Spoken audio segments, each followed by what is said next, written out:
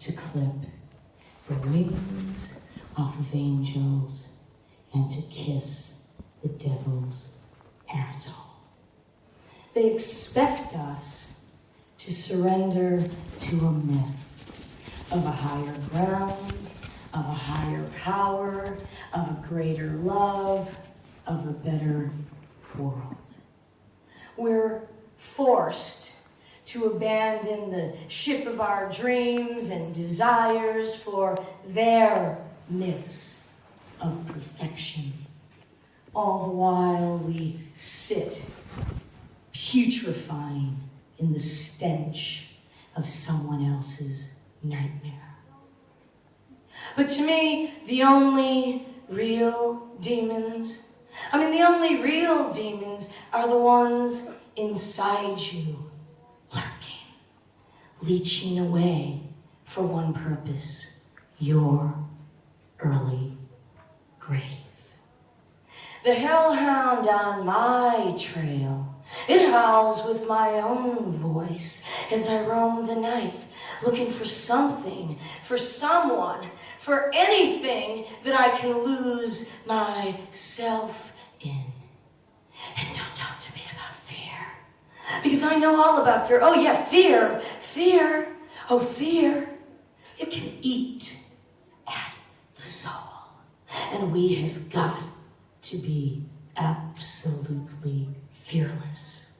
We've got to be twice as strong as they are, so that we can battle not only the voices within, but the forces without. And you know, to those who would seek to destroy, or to oppress, or to repress, or to suppress, or to try to batter me into submission,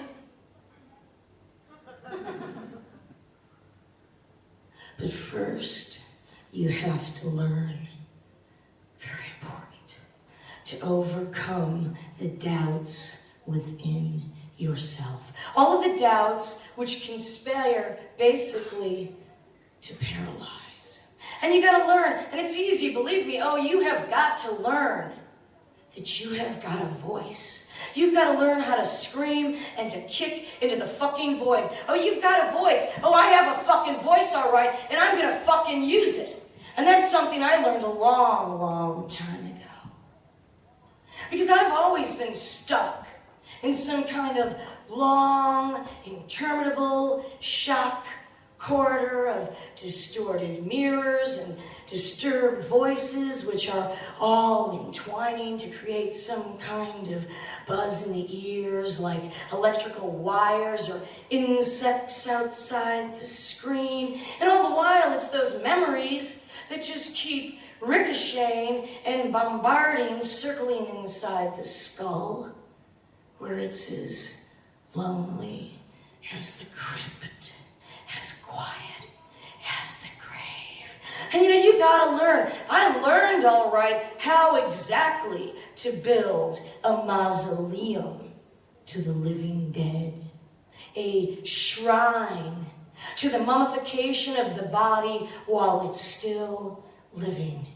And to the death of possibility and to the annihilation of potential, the cruelest fucking joke of all is that the finger on the trigger is always your own.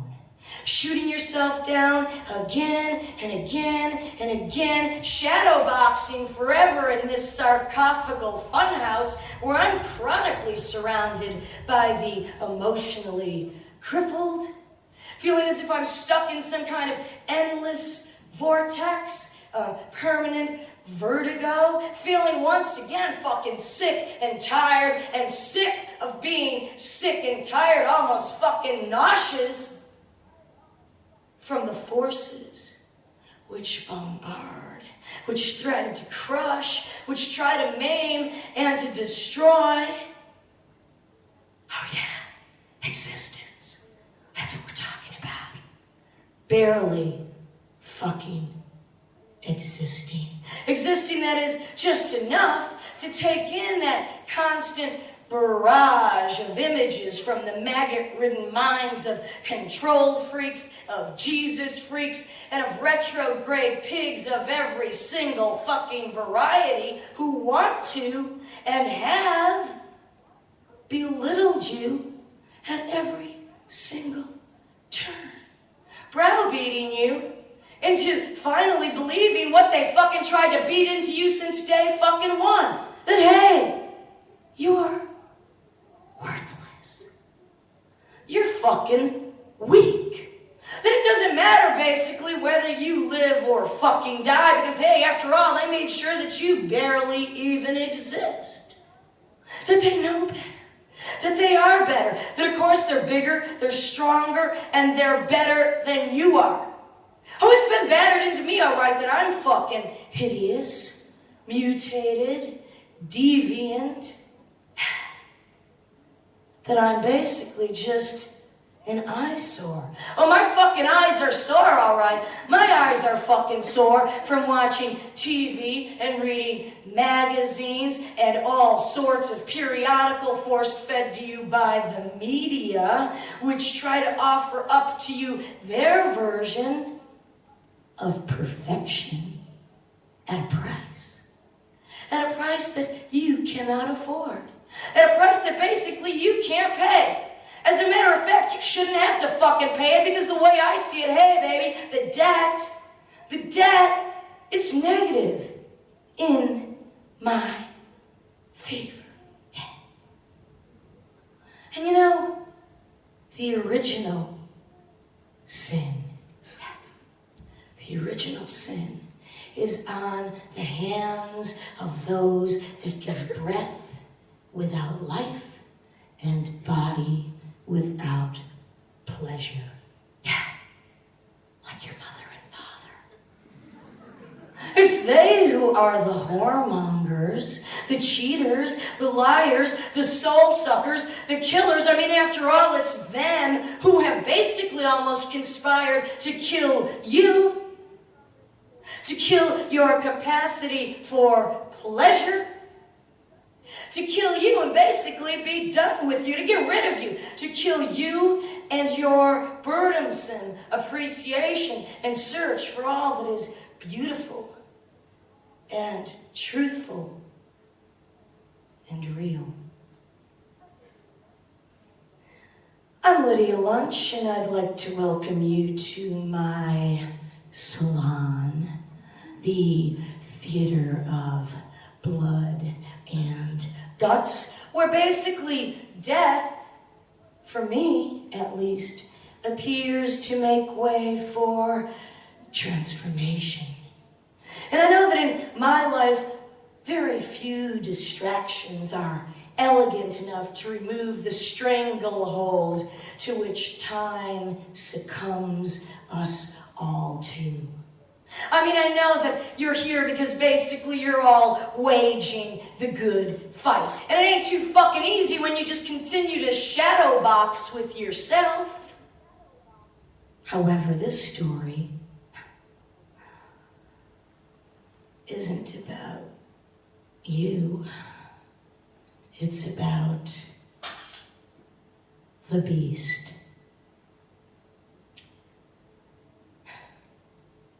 He came from Cleveland, where the high rate of alcohol poisoning and drug abuse and teenage suicide made him an immediate candidate for a lifelong membership to the F ward at Bellevue.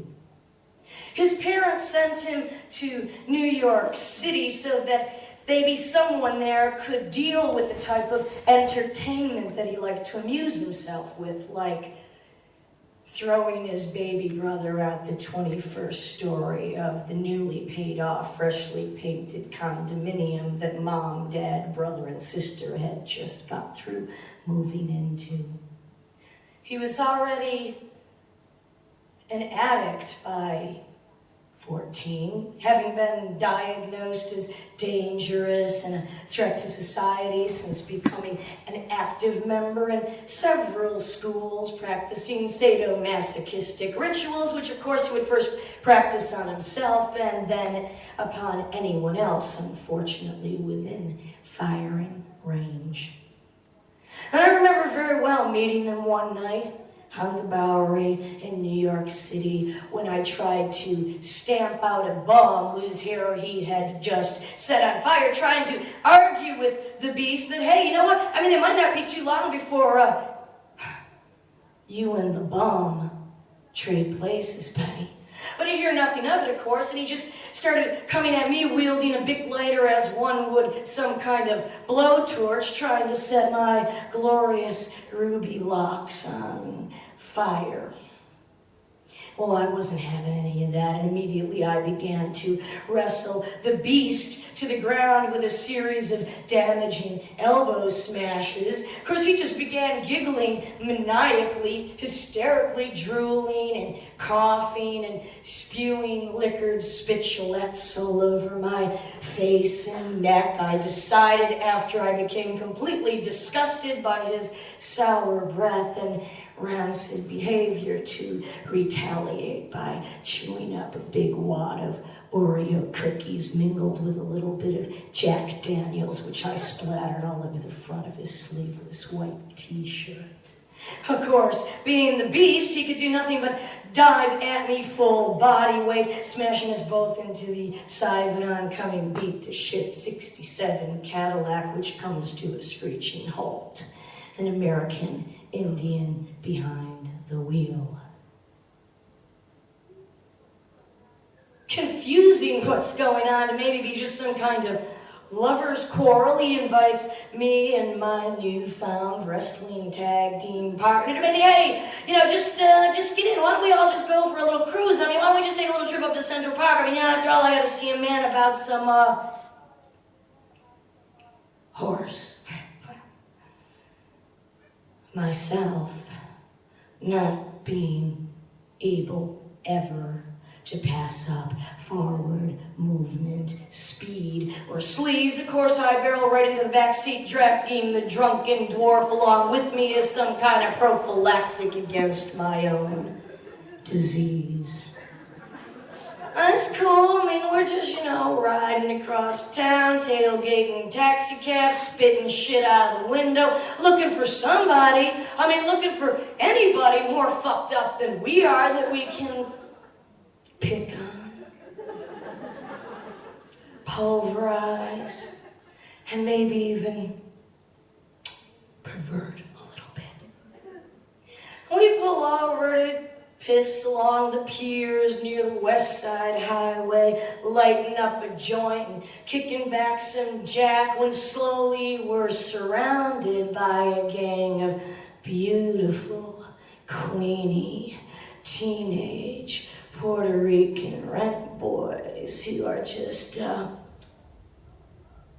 coming out to, oh, baby, check out the freaks. I mean, the freaks do come out tonight. Ooh, ooh, ooh, ooh, ooh, ooh, ooh. I mean, what with the American Indian co-pilot hair down to here, bare shirt, barefoot, doing a rain dance on the gravel, the drunken dwarf with the Hitler haircut, holes in shoes, passed out yet still pissing along the side of the caddy, dribbling spent alcohol, and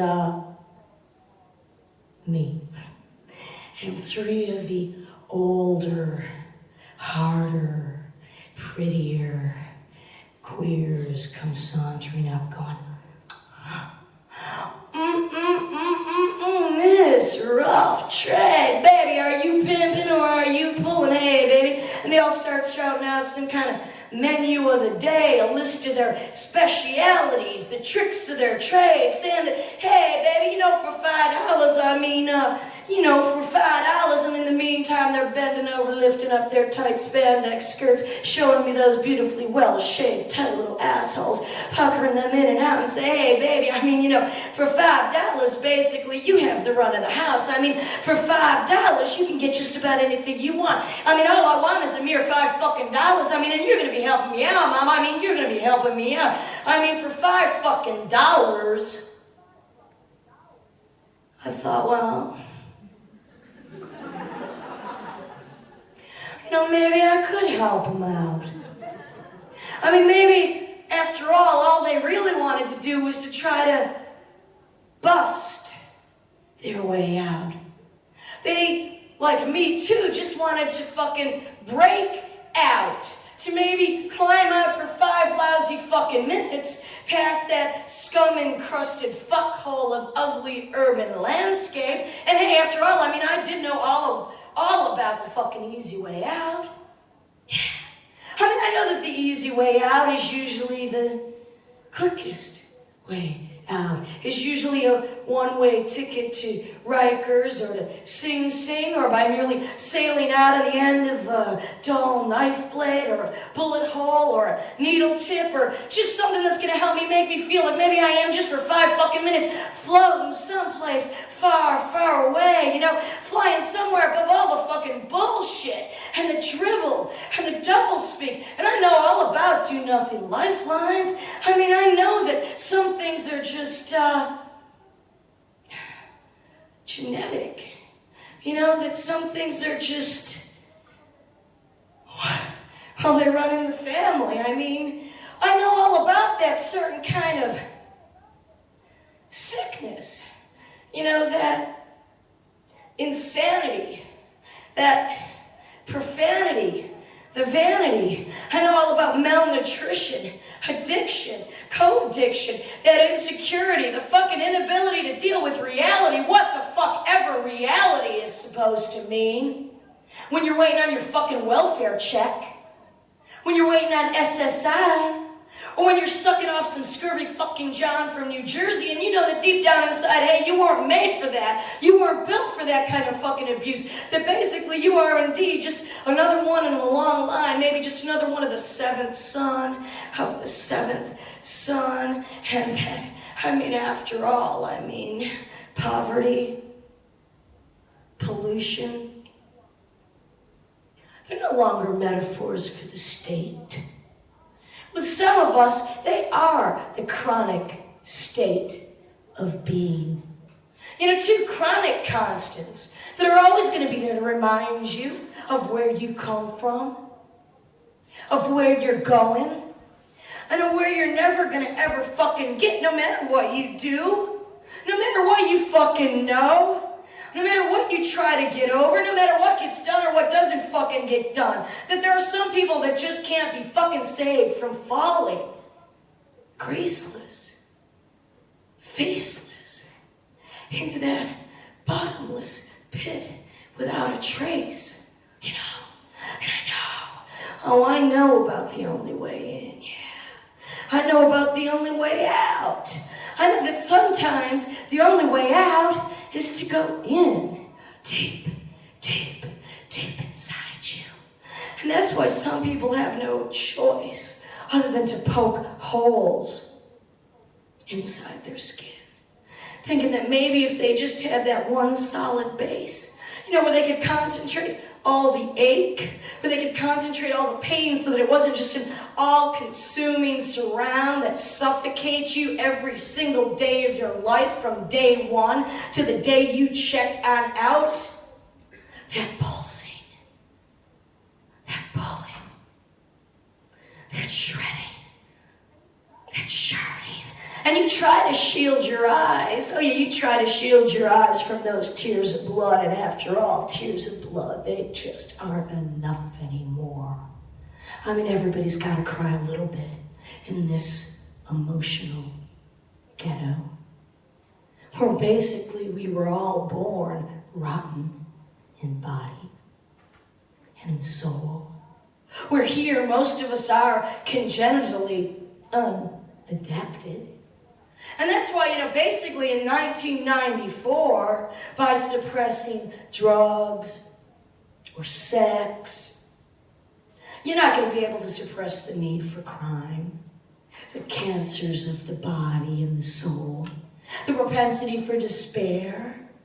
I mean, there are certain souls that you just can't stop from being predestined for poison. Whatever kind of poison that may be. Whether it's the poison of morphine or heroin or alcohol or isolation or rooted weakness or simply insubordination. I mean, there are souls that are incurable, that are lost to the rest of society. And I know that if you try to take away from them one means of madness, they'll spit in your fucking face and invent 10,000 other ways far more ruthless, more furious, more insidious, and desperately more desperate. I mean, after all, anyway, nature herself is very anti-social. So let the lost get lost. And of course, it's right about then that little Hitler wakes up, throwing up all over one of the Queen's knees, who immediately goes into hysterics, demanding her $5 for being the human fucking vomit launch. Just give me that $5 for puking on my dress. What the hell kind of shit are you trying to pull? Threatening, of course, to shit immediately on the beast's forehead if he didn't pay up. Reaching into his pocket, trying to wrangle out a 5-spot when the beast cracks the last of the bottle of Jack Daniels up against the fender, holds the busted end up to the chippy's pretty face, pulls her wig off, and jumps into the caddy, screaming to the American Indian co-pilot to get in, come on, take off, hey man, come on, I was born to fucking fly, man, take the wheel, hey, come on, break the speed limits, baby, break the time limits, I was born to fucking fly, hey, let me drive, let's get away with the fucking goods, shaking the rotted wig out the window. And 92 miles an hour up 9th Avenue with 3 teenage Puerto Rican bisexuals throwing bricks at the back window. And by now the Indians hiccuping nervously when little Hitler, all pumped up, now all pumped up, starts flipping off the finger to a carload of very heavy-looking black dudes that just happened to be cruising beside us with a necklace of donkey teeth hanging on the rear view mirror. And they were smart, because they knew better than to fuck bare-handed with some deranged lunatic who is sucking on yet another 5th of Jack Daniels, who's now screaming racial epitaphs soon to be turned into a custom-made obituary out the window. And of course, those young black boys just decide to release the pressure in their tight blue jeans by pulling out these very beautiful pearl-handled little black and white revolvers, which they start wagging at the window right next to my left temple, saying, "What the fuck is your motherfucking problem? Hey, bitch, why don't you shut that honky-ass faggot up? I mean, you got some kind of devilish, I just don't. Hey, oh, check out those fucking tits. We need some fine white bitches in our state. Oh, baby, I know you want to make a little bit more dime bag money. Ooh. And in the meantime, I can't really hear them because we're racing up to 96th Street, 102 miles an hour, Amazing Grace blaring on the car radio, and my buddy in the back seat besides me starts going into his complete routine now. Hey, I am the beast. Put the madre. Hey, And I'm sitting there fucking freaking out, thinking, hey, I'm too young to die. I'm too pretty to fucking die. Basically, I'm just too goddamn stubborn to die. And we're still racing faster than a grease rat's ass, blowing every red light wrong way up a one-way street for 32 blocks. Of course, there's no fucking cops when you need them. There's no fucking cops at all. They could have heard us in fucking Hoboken if they would have been listening, but no, the whole city is just hammering away and hammering away and hammering away, and I imagine that we're just a tiny close-up of life, just about ready to abort ourselves, and shit for sure, the closer they get to my fucking face, the wilder the asshole in the seat next to me getting to go, come on, blow our fucking brains out. What's the matter, you chicken shit, big dick, no ball, black motherfuckers, come on. And shit for sure, they just start firing into that blood-red interior. And the wild Indian by now, who thinks it's some kind of Wild West comedy fest, is just laughing hysterically so hard he can barely control the wheel. And 666, 666, I am the beast.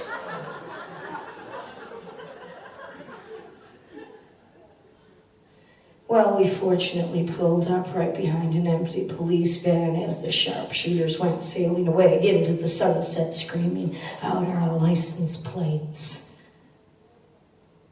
And I mean, after all, I understood.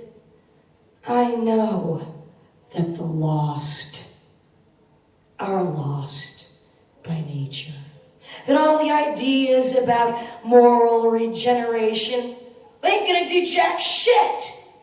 That with some people there is an innate determinism, there is an indisputable incurability about certain crimes, about certain forms of madness, about certain states of idiocy. I know that there is an invisible cuckoldom of man. Some of us have a complete fallout of character. There's castration of the mind. I mean, hell, after all, is already of this world.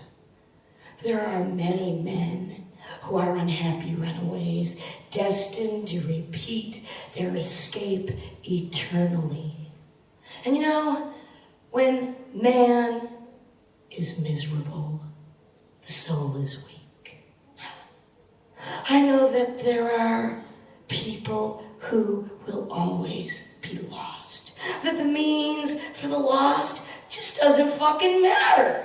And you know, as long as we have not been able to abolish one single case of desperation, that we can't as a society expect to take away the means from them that they assume is going to placate their desperation.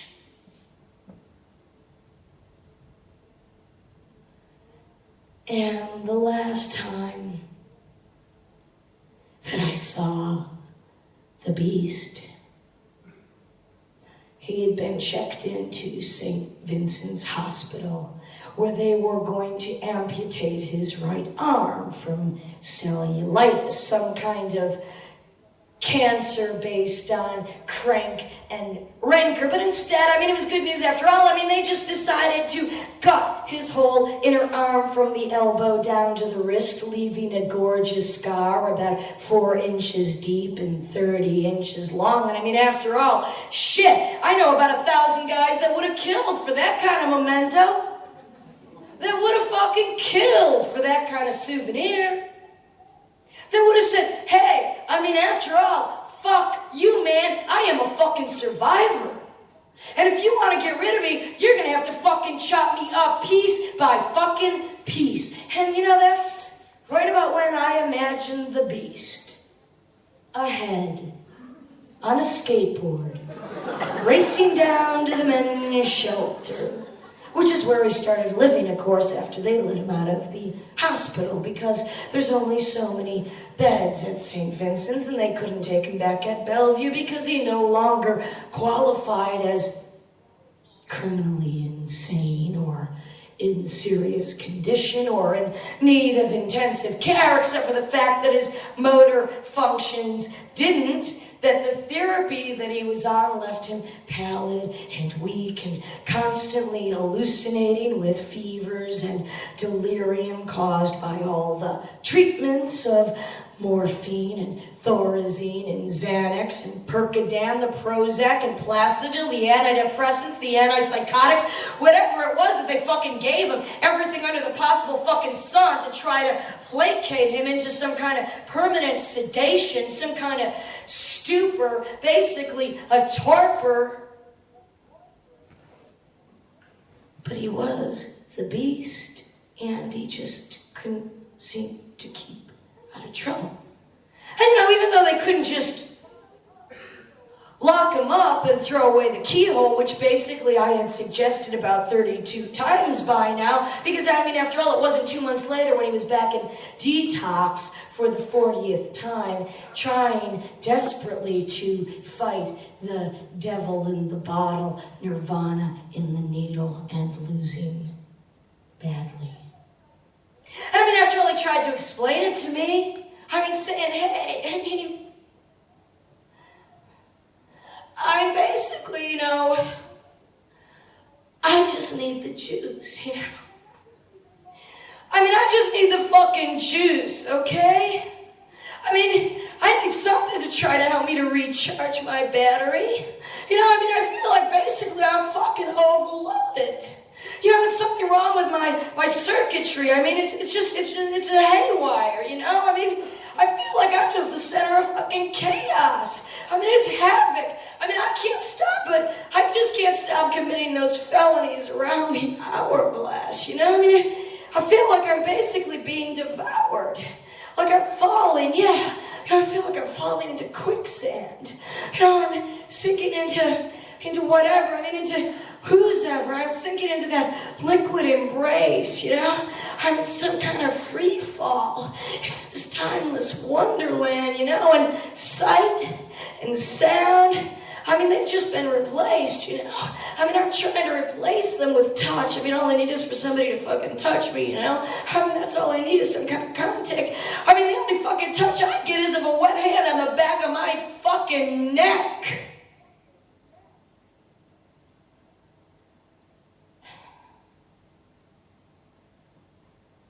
And the scars on his arm, they just weren't healing right. And there was more talk of amputation. Since basically he couldn't afford the antibiotics after getting kicked out of the men's shelter, where they found out that he had AIDS, so he ended up back on the Bowery, which he tried to convince me was way worse than Bellevue, because at least at Bellevue, there you could at least steal chump change from the other inmates, but in no way, absolutely in no way it was as bad as Rikers, because, when I got caught selling dope on the street corner, they sent me to Rikers, and I ran into those same 3 Puerto Rican queers who I puked out on the pier, and they proceeded to fucking gang rape me with a Coke bottle, which required 24 stitches, but at least on the way back to the city, I was able to pick up a trick or two, so things aren't too bad after all, everything seems okay.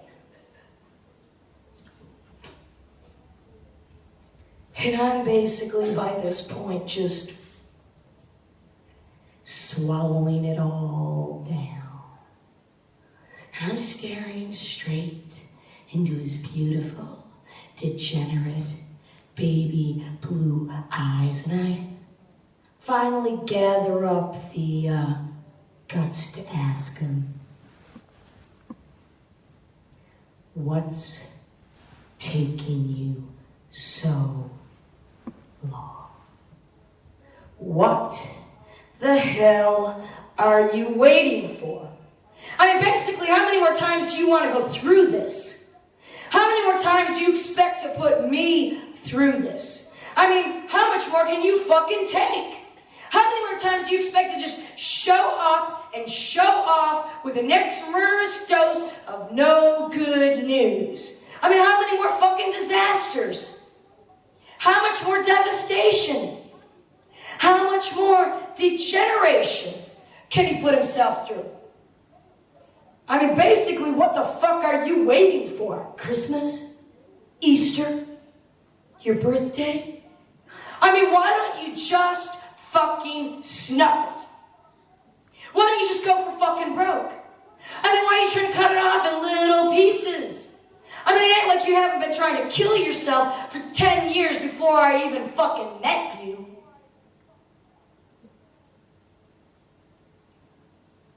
And he looks up at me, all watery and wounded, and he says,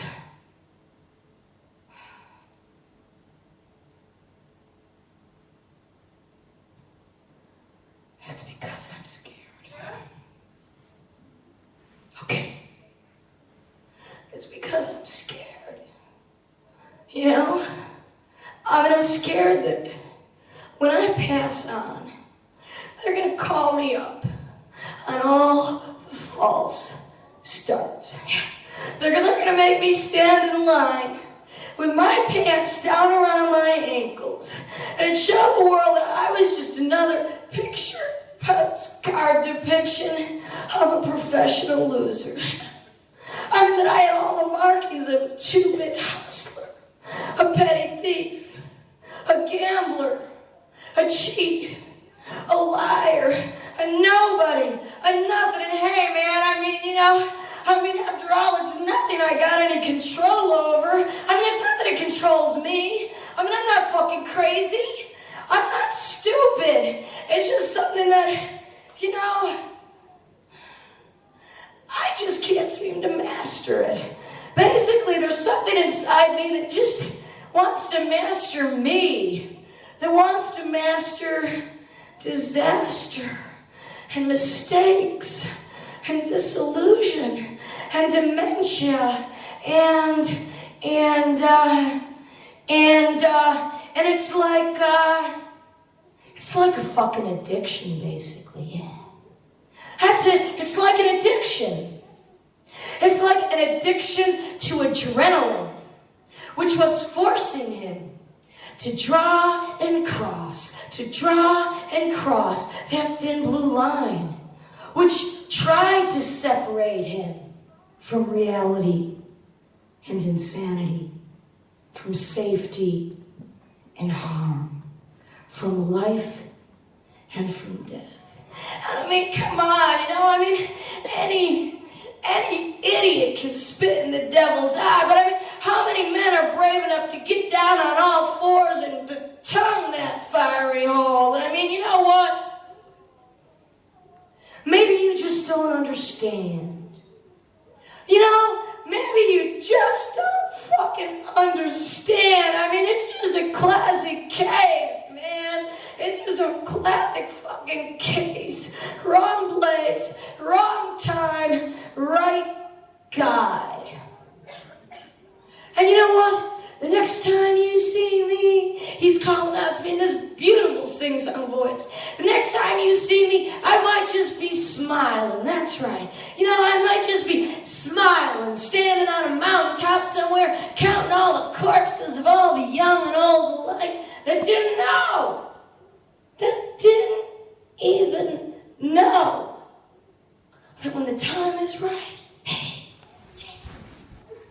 there'll be no time left for whining or for crying. There'll be no time left for fuck-ups or fist fights. Hey, there'll be no more corrosive sensation in my limbs. There'll be no more muscles which feel as if they're being torn and twisted and laid open bare. Hey, I'm not going to feel anymore like I'm brittle and made of glass. You know what? There's not going to be any more wincing or cringing in any movement or sound. There's not going to be any more unconscious incoherence of steps or gestures. There's not going to be any overwhelming central fatigue. Yeah. And at that point, I was holding it together by sheer willpower, because I did understand that he was basically trying to create a void so that I could progress. I mean, he was offering up the expanse of some impossible space deep, deep inside him that would germinate like a generator. And in the meantime, he was just sucking me into life, into his life, and sucking me into his fucking death. And that's when I laid into him. Kill yourself already.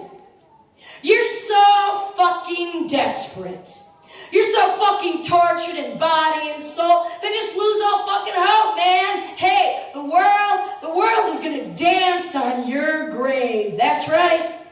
I mean, after all, you're just another one in a long line of many. You're just another lucid madman, consumptive, cancer-ridden, plague-stricken. You're always gonna be perpetually misunderstood. I mean, there's a point in you. There's a point in you that no doctor is ever gonna understand. A point in you which to me saves you, makes you majestic, beautiful. It elevates you above life, beyond life. Oh yeah, I mean, after all, you're half fucking dead already. And besides, you have pains which the ordinary person cannot understand. Pains which go beyond the body, which go beyond the soul, which basically belong to neither, they belong to both. And you know what? I participate in these ills. I exploit them. Yeah. And you know, I have to ask you here tonight. I mean, after all, which one of you is going to dare to measure the tranquilizer for me? I mean, which one of you straight up, full frontal center, thinks that you can stand toe-to-toe with me inside some kind of superior light and ever really, truly fucking understand me or expect that I am really ever going to understand anything myself, even though I know that I am at the very root of clarity and knowledge. All of this, of course, because of my persistence, my insistence in suffering. Yeah. I know that there are some people who pain makes journey into their soul in search of a calm place to cling to. The way that for some of us, it's the same with God, that search. You know, I know that we've all evaluated our lives by this point, that we all realize every single one of the restrictions which are placed upon ourselves when confronted with others, or when we're forced to face ourselves every single day. You all know to what willing flabbiness, to what renunciation of yourself that this specific paralysis has forced us into every single day. Yet most of us are not committing suicide. Why? I don't get it. But then, of course, 2 weeks later, the beast was dead. And they held some stinking, lousy memorial that none of his real friends went to, that certainly I didn't go to because, quite honestly, I don't get along very well with professional mourners, being one myself. It seems as if every time I go to a funeral, I get into some kind of a fight. Because nobody wants to hear that, look, hey, none of my friends thought that they were going to live to be fucking 30 anyway, and now that a lot of them are, everyone seems to be whining and crying about those that were the first to go. And my attitude has always been, hey, fuck it. Because if you aren't ready to fucking die every second of every third day, then you're not fucking really alive. You're not fucking living. And you know, in order to know about life, I have surrounded myself with death. Yeah, with the dead and dying. With the dope fiends, with the drug addicts, with the sex fanatics, with the alcoholic underachievers, with the thieves, the prostitutes, the dropouts, the deadbeats, and all the other fucking misfits who didn't belong, who didn't want to belong to any clique or any coven or any group of chronic, manic, compulsive obsessives, and who always fucking knew. They knew that it was by no freak of nature, that it was by no accident that they were going to be called up. They always fucking knew they would be, which is why they gluttonized, which is why they raced forward so fucking quickly that they did eventually choke to life on a death that went so fast that I can barely even stand to fucking recall it.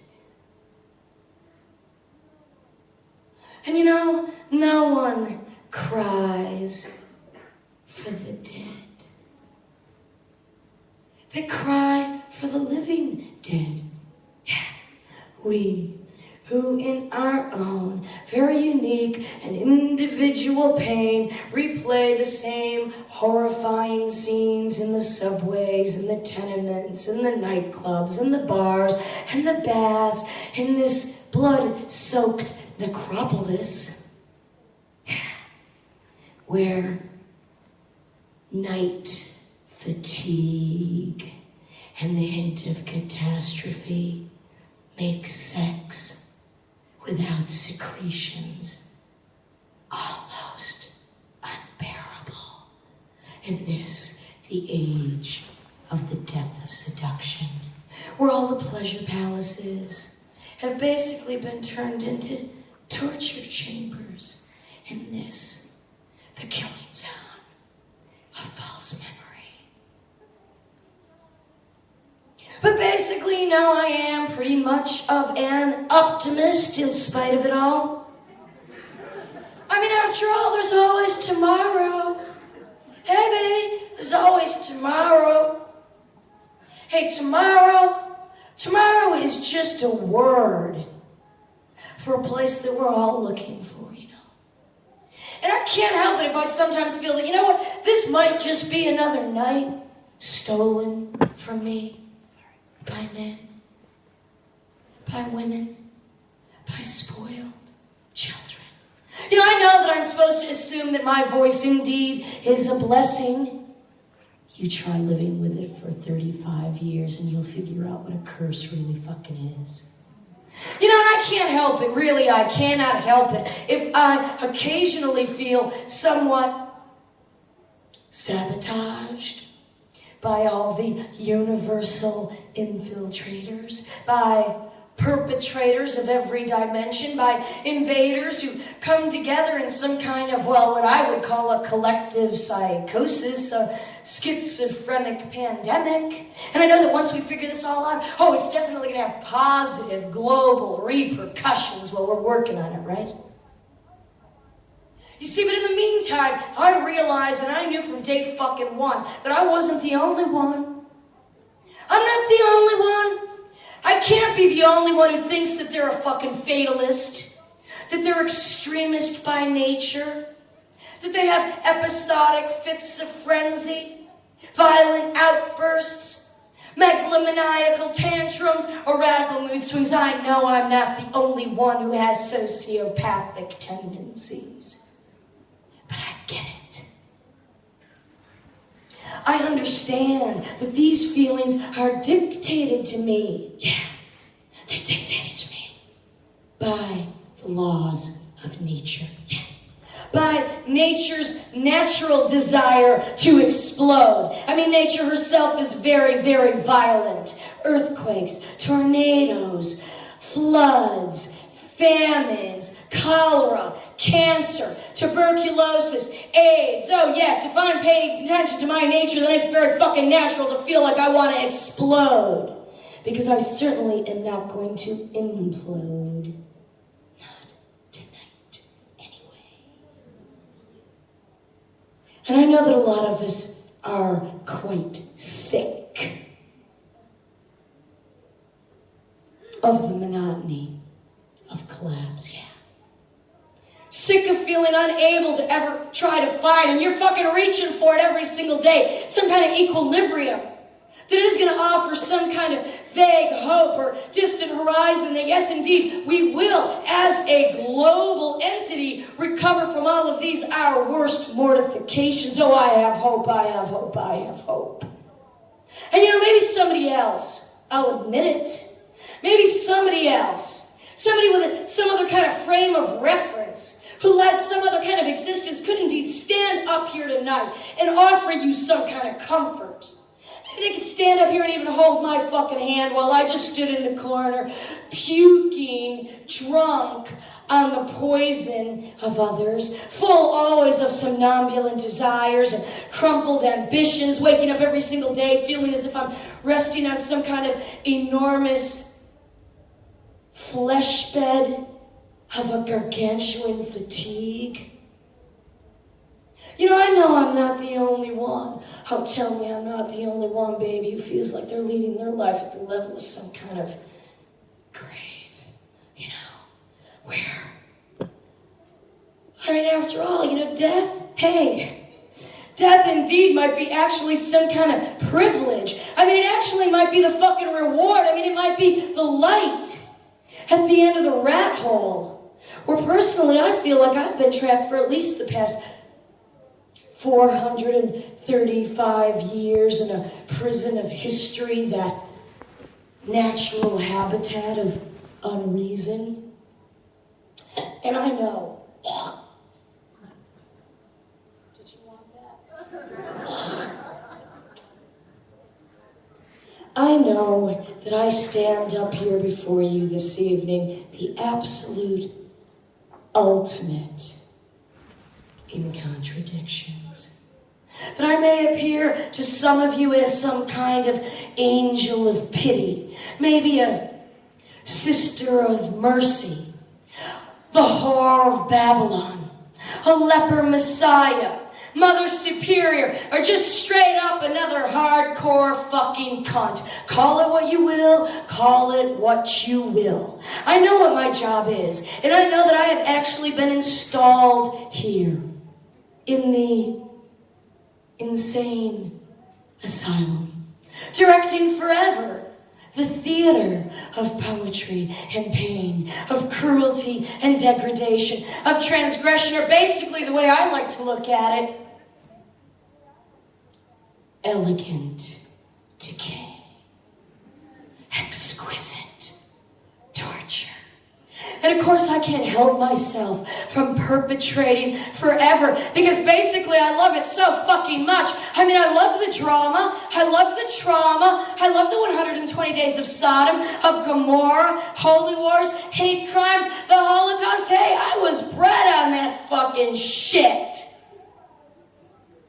I can't help it if I wake up every single day feeling like some kind of organist of an arrested tempest that laughs in limpid nature pacified between two torments. I can't help but feel as if once again here I am stuck in another endless conversation spent trying to dissect the indecipherable. Trying to find a new way to speak in tongues about the same fucking things. The fallibility of the body, the weakness of the soul, pollution of the mind, that blind search for something, for anything, for someone, for any fucking one that could try to help numb me, to dumb me, to help me to fend off that buckling from within. Yeah. I mean, that feeling that you get, ladies, right about now, when you start feeling, oh yeah, it's getting close to midnight. I feel like time has stopped dead, that I'm stopped fucking dead in the night of space. That once again, I'm twisting inside myself. That I'm trying to desperately disintegrate. That I'm once again too fucking confused to refuse those night walks with the pain gods through the alley's mouth. Yeah, suspended once more between the torture post of limitation and desire, swaying gently in a breeze of desperation. Yeah, once more made fucking sick. Yeah, made sick to death. Sick of sacrificing so much to despair. Because after all, my soul can only suffer so much. The sins of suckers who night after night come tapping on the glass, come banging on the door, come begging to be let in, set free, released, freed from their solitary self-confinement, from their hollow fucking screams, as if I'm the one to give fucking voice to their internal rages. And of course, where we all belong, shut up in an isolation tank, like sick sharks shedding teeth and nail, shrouded in a bouquet of bullets and blood, all fucking heirs to the flagellants, all heirs to the flagellants, singing again. Yeah, I always sing the same song, it's just different words that surround it. I'm always singing that song of the sirens to the janitors of lunacy. Yeah, I'm always torn between licking at wounds or kicking somebody else in the fucking face. I mean, I'm always torn between just, combing my hair or slitting my fucking wrist. And don't give me that shit about deep breaths. Oh yeah, deep breaths, deep breaths, deep breaths, deep breaths. Deep breaths only go so fucking far if you've already ticked off the seconds, the minutes, the hours, the weeks, the months, the years, the decades, all fucking wasted. Gone. Over. Dead. Yeah. I know that when you're on a treadmill and you're trying to outrun the Reaper and you got one eye over your shoulder and the other eye is perpetually pre-planning that destruction of the possible enemy, that it is impossible to actually ever make progress. I mean, when your pain threshold is your greatest accomplishment, then it's time for you to start reevaluating the last remaining days which are wasting away right before your very eyes. But I have a way of dealing with it. I have a way of dealing with the sins of the father and the mother and my brothers and my sisters and all the fucking fuckers that I had to come into, born in the year that I was born, guilty of none of the above. I can assure you now, no, I'm fucking guilty, all right? No, I'm fucking innocent, that's right. No, I don't even know what I am anymore. All I know is I have found one way and one way only. And ladies, this is directly to you, those that want to crawl out from under this chronic bombardment of planetary genocide. Oh, there's revenge, all right. Yeah, there's one revenge. Yeah, and in this I am an expert. Revenge. Yeah, there's one revenge.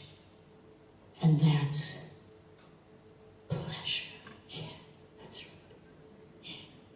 Yeah. Pleasure is the only revenge. To gluttonize on your pleasure with completely uninhibited abandon. Oh, do what I've done. Divorce yourself, if need be, from the entire rest of the planet. I mean, after all, it is your responsibility to create your own world, your own universe. I mean, a place that you can recluse to, a place where you can regroup, where you can rejuvenate, where you can regenerate. I mean, a safe place where you can go to suck yourself. Yeah, to suck yourself back to life. To suck yourself away from the jaws of death, from the dead and dying, from this everlasting nothingness, which seems to be the only reality. I mean, despair seems to be the only fucking reality when your eyes are wide open. It seems to be the prevalent attitude. It seems to impose a malady which leads only to death, a death in which nothing, absolutely nothing is going to lurk behind. except the twisted body shapes of things that had once been men. You know, and it's up to you whether or not you're going to allow yourself to become a wandering invalid exhibiting your shadow, suffering under the weight of some giant boredom, a dedicated enemy of men, which I have never been, contrary to my reputation. I have always enjoyed the pleasures of the flesh. I have never been surrounded by dead passions. And okay, so I might be a little bit bitter. Well, it's absolutely impossible not to be bitter when you're so fucking insatiable. When you feel that basically I am just a sensualist, caressed by sin and hellfire. I'm haunted by the truth. I get drunk on tears. I'm addicted to fever, addicted to fear. And basically, bottom fucking line, the only difference between me and the rest of you co-addicted, alcoholic, pill-popping, speed-freaking, coke-sniffing, crack-smoking, pot-headed, ex-fucking junkies is that, I'm an addict. Oh, baby, I'm an addict, all right. I am hooked on that fucking shit. I cannot get enough. But I am addicted to a natural high. You could say a supernatural high, yeah. One that is indeed produced in my body, which can't be bought or sold, which can't be duplicated, which cannot be manufactured or mass-produced.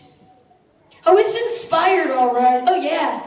Oh, it is definitely inspired by men, by madmen, by maniacs, by would-be messiahs, by their dementia, by their fury, by their false sense of power and glory, by their self-destruction, but basically by their fucking adrenaline, because that's what it's all about. After all, that is what it's all about, adrenaline. When it comes down to it, all that it is about is electricity,